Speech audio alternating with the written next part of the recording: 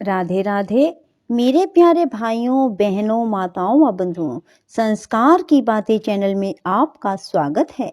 बंधुओं, आज संकट चौथ के दिन मैं आपके लिए लाई हूँ संकट चौथ व्रत कथा। बंधुओं, संकट चौथ व्रत कथा साल में 12 होती हैं। बंधुओं, हर महीने के कृष्ण पक्ष की चतुर्थी तिथि को संकट चौथ के रूप में मनाया जाता है। बंधुओं, इस दिन महिलाएं संकट चौथ का व्रत रखती हैं।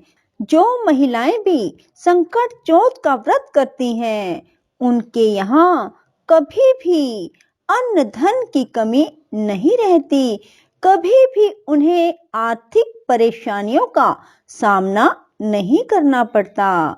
जो महिलाएं संकट चौथ का व्रत रखती हैं, उन्हें जीवन में किसी प्रकार के संकट का सामना भी नहीं करना पड़ता।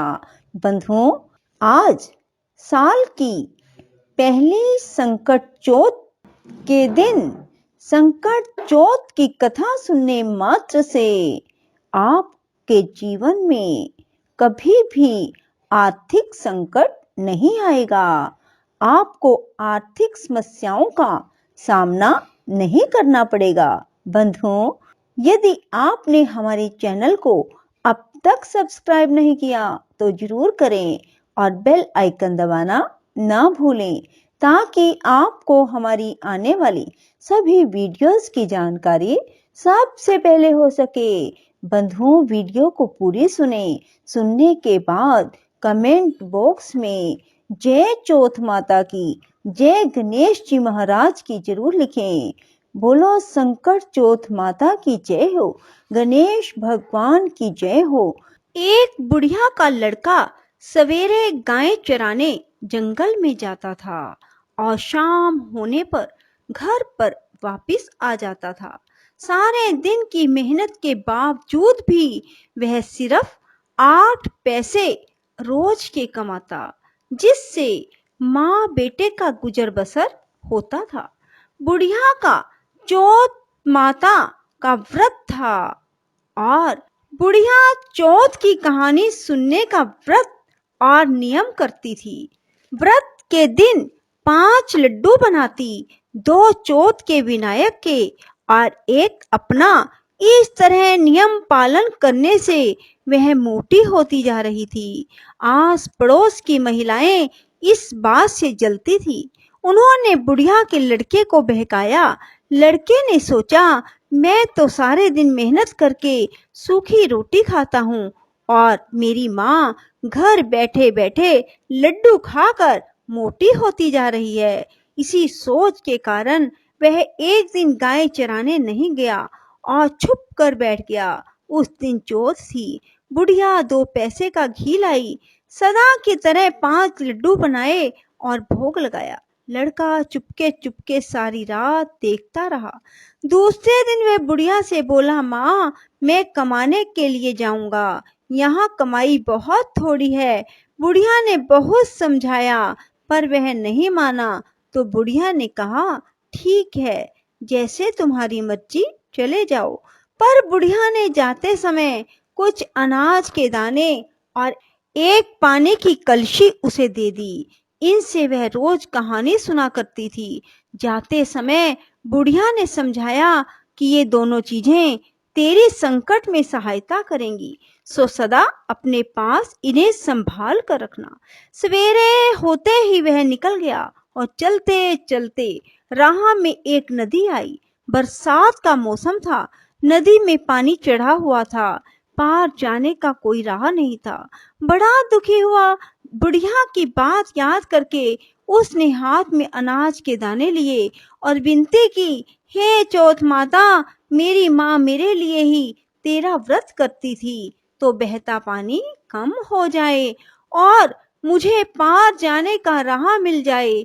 इतना कहकर कलश में से पानी लेकर छींटे दिए। राह मिल गया। लड़का पार हो गया। आगे जंगल में पहुंचा तो एक शेर मिला। लड़के के होश उड़ गए। उसने झट अनाज के दाने हाथ में लिए और विनती की, हे चौथ माता, अगर मेरी माँ ने मेरे लिए व्रत किए हैं तो यह सिंह गाय बन जाए।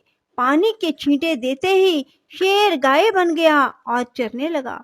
लड़का आगे निकल आया। सांझ होते होते एक गांव में जा पहुंचा।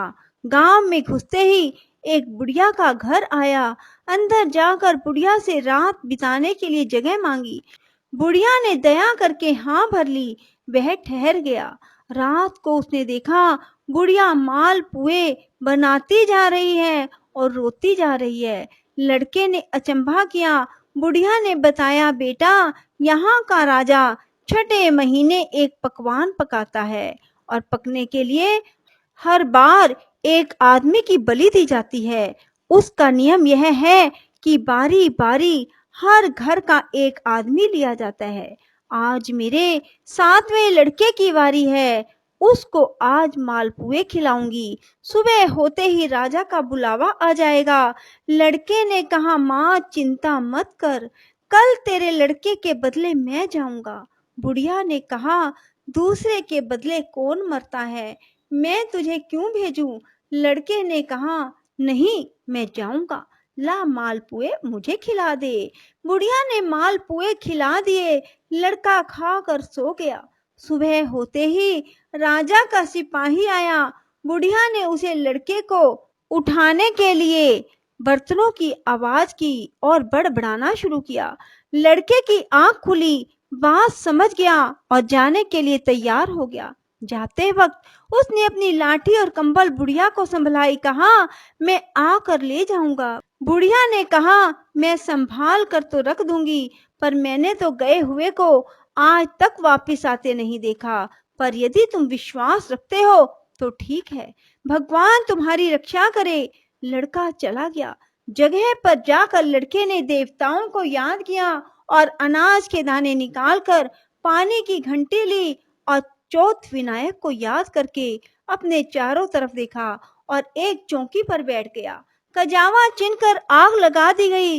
तीसरे दिन कुछ कम्हारों के लड़के खेलते हुए उधर से निकले। उनके हाथ में से एक पत्थर का टुकड़ा उछलकर कजावे पर जा पड़ा। पत्थर पड़ते ही उसमें बर्तनों की टंकार निकली। बात सारे गांव में फैल गई। लोगों ने अचंभा किया। नौकर चाकर भेजे गए। कजावा खोला गया। कांसे पीतल के बर्तन निकले। भीतर से आवाज आई, भाइयों, कजावा धीरे धीरे खोलना, अंदर आदमी भी हैं। उन्होंने सुझाव दिया कि यदि यह आदमी की ही आवाज है तो तुम डरो मत। आखिर सारा कजावा खोल दिया गया। चौकी पर हंसता हुआ वह लड़का बैठा हुआ था। चौकी के चारों ओर जुआरे हो गए थे। पानी का कलश भरा हुआ था। राजा के पास लड़के को लाया गया। राजा ने सारा किस्सा सुनना चाहा। लड़के ने बताया कि मेरी माँ चौथ विनायक का व्रत करती थी। उसी ने आते वक्त मेरी रक्षा के लिए यह अनाज और पानी का कलश दिया। राजा ने भाग्यवान लड़का देखकर अपनी लड़की का विवाह उसके साथ कर दिया और चौथ व्रत करने का ढिंढोरा पिटवा दिया। कई दिन बीत गए। राजा के बेटों की बहुओं ने ननद को ताना मारा, बाई जो पेट से निकले, हांडी से नहीं। राजकुमारी ने अपने पति से कहा, माए जहाँ मायका, सास जहाँ ससुराल। लड़का भी बात समझ गया और राजा रानी से आज्ञा ली और अपने गांव को अपनी पत्नी को लेकर चल पड़ा। गांव के पास पहुंचते ही देखने वालों ने बुढ़िया को खुशखबरी दी। बुढ़िया को विश्वास नहीं हुआ। उसने उपलों के ढेर पर चढ़कर देखा। बेटा बहू आते दिखाई दिए। बुढ़िया ने चौथ विनायक को बार बार नमस्कार किया। बेटे बहू ने आकर बुढ़िया के पैर छुए। घर में आनंद छा गया। गांव में चौथ के व्रत का ढिंडोरा पिटवा दिया गया।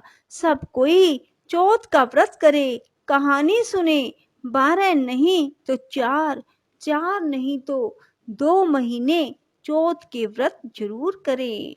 बोलो चौथ विनायक की जय। राधे राधे। जय श्री कृष्णा। बंधुओं, यदि आपको हमारी वीडियो पसंद आए तो इसे लाइक करें और शेयर भी जरूर करें। धन्यवाद।